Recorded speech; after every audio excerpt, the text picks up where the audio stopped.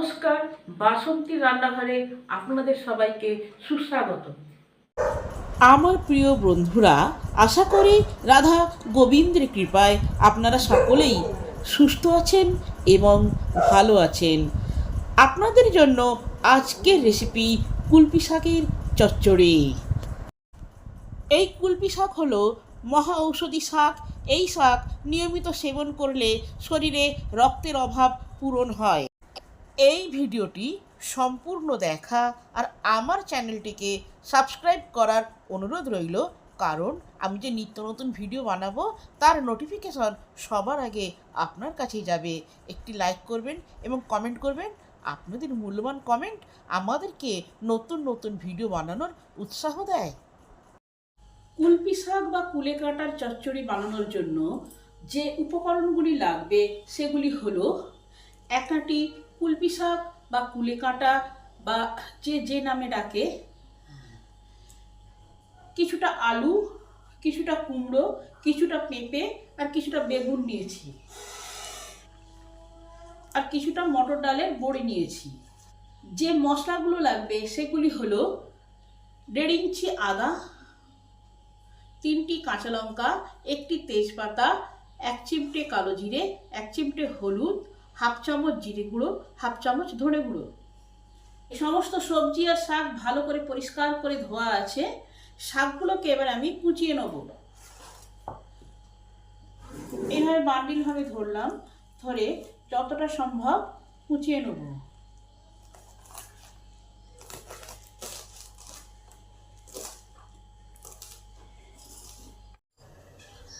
প্রথমে সামান্য পরিমাণ তেল দেবো, বড়িগুলোকে ভেজে নেব।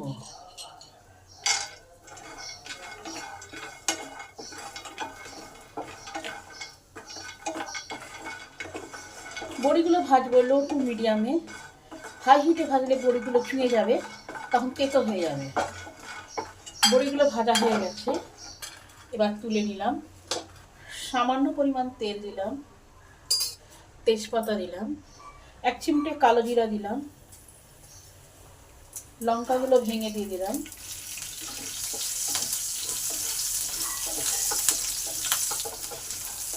এগুলো ভাজা ভাজা হয়ে গেছে, একটা সুন্দর গন্ধ বেরিয়েছে।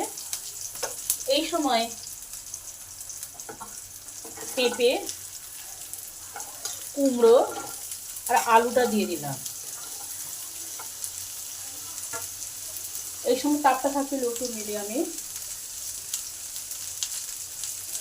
পরিমাণ মতো নুন দিলাম, 5 মিনিটের জন্য চাপা দিয়ে দিলাম।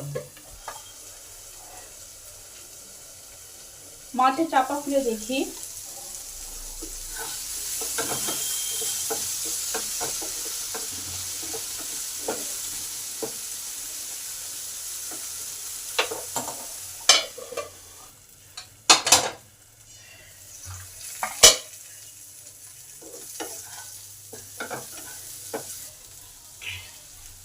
এইবারে জিরে গুঁড়ো আর ধনে গুঁড়োটাও দিয়ে দিলাম।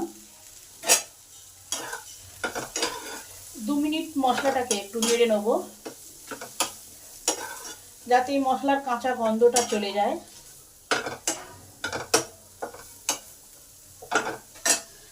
আবার 5 মিনিটের জন্য চাপা দিয়ে দিলাম। 5 মিনিট পর চাপা করে দেখি,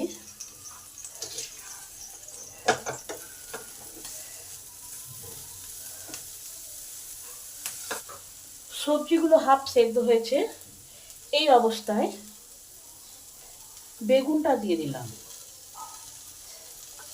আর তার সঙ্গে শাকটাও দিয়ে দিলাম।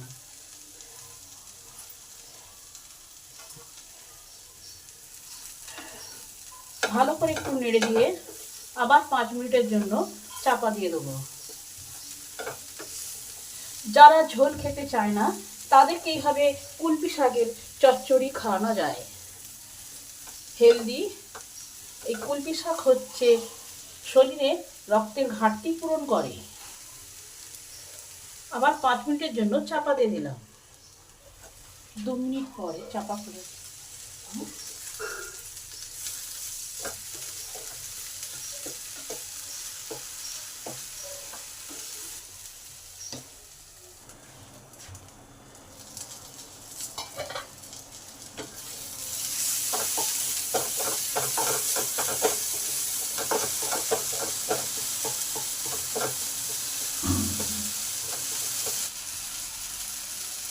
অল্প পরিমাণ জল দিয়ে সবজিগুলোকে ভালো করে সেদ্ধ করে নেব।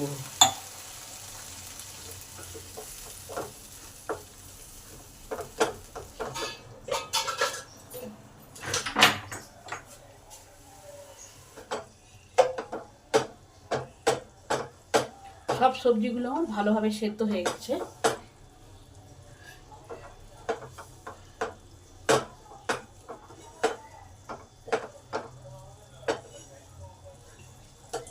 এই সময় বড়িগুলোকে দিয়ে দিই।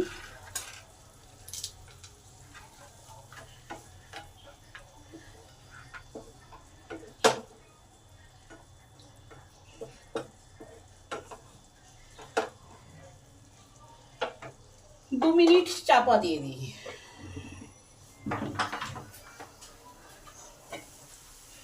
কুলপি শাকের চচ্চড়ি আমার রেডি। আপনারাও বাড়িতে এইভাবে কুলপি শাকের চচ্চড়ি রান্না করে খেয়ে দেখবেন, ভালো লাগলে জানাবেন। রেসিপিটা যদি ভালো হয় তাহলে আমার চ্যানেলটাকে সাবস্ক্রাইব করে দেবেন, আমার পাশে থাকবেন, লাইক করবেন, কমেন্ট করবেন ও শেয়ার করবেন।